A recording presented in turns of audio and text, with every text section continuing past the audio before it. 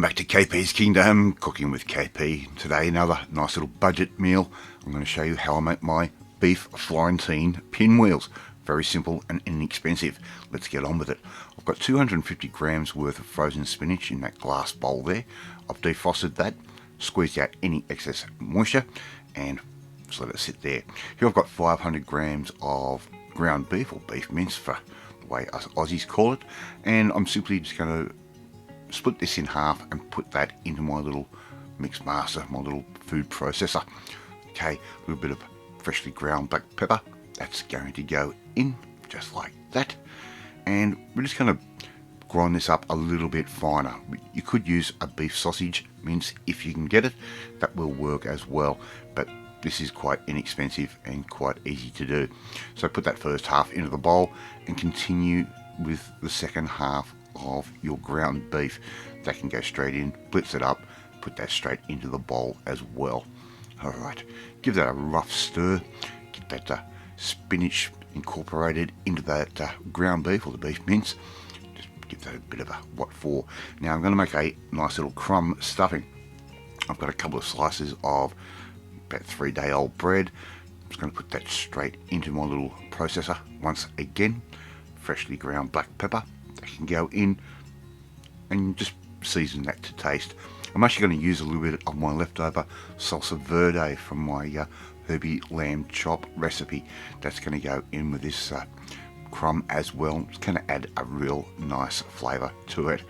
Okay, so just add that, give that a little bit of a blitz to get things started like that, and just pulse that. Don't overdo it. We want a fairly well textured crumb. We don't want it completely obliterated.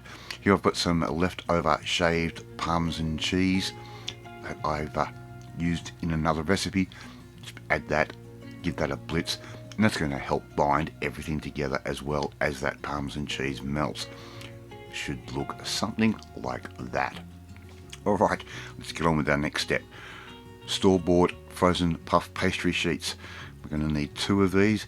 Give the edge of each one of them a little bit of a rough up with the back of a fork, just to give it a little bit of a something for it to help adhere to and help the pastry join, so we can make this beautiful pinwheel. So put the 2 rough edges together, press down.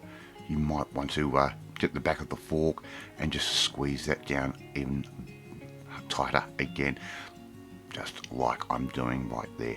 And pinwheels are a great way to use up a little bit of inexpensive meat. If you don't know what you really want that night, you can come up with a couple of different combinations and make this up. So we're going to add our spinach and beef mixture onto the pastry and just spread it out nice and even. We want it to go around about 3/4 of the way along, and make sure it goes out to each edge on the left and right. It'll take you a couple of minutes to do.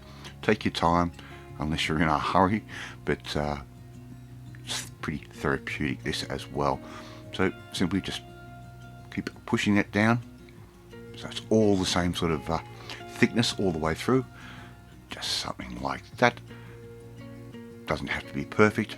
We can now add our crumb straight over the top of our mixture, and once we roll this up, it's going to give us that really nice stuffing type deal all the way through.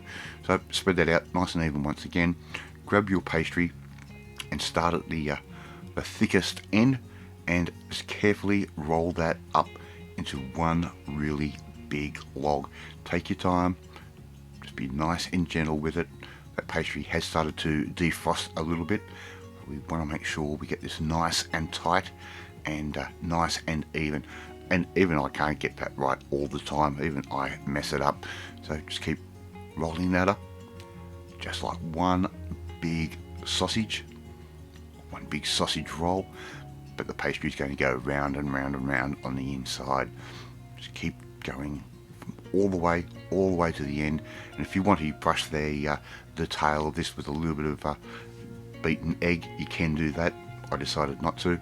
Get a nice sharp knife, be very nice and careful, just slowly cut these into rounds around about 1.5 to 2 inches thick, just like that, and put them straight onto some baking paper on a baking tray. and have your oven already sitting at 180 degrees Celsius. We're going to cook these off for around about 20 to 30 minutes until they go nice and golden brown. So there we go, we've got them all lined out just like that, and don't worry if they don't turn out to be perfectly round. You know, unless you're going to be presenting these at a competition, just simply put those straight in the oven, as I said, around about 20 to 30 minutes, and before you know it, once we've done that, we'll be able to get these ready to serve. So I'm simply just going to serve these on a plate with some beer battered fries or big chips, and very, very simple and easy to do. Thank you so much for watching this video. I really do appreciate it. If you like this video, hit that like button. Gives me confidence, should make you feel warm and fuzzy too. Hit that notifications bell to be notified every time a new video goes up. If you want to learn how to make little pastries like this, just like I've done, well, you need to come and join the family, my family. Hit that subscribe button, you'll never miss another one of my videos again. Right, off to eat my beef Florentine pinwheels, and I will catch you next time. Bye!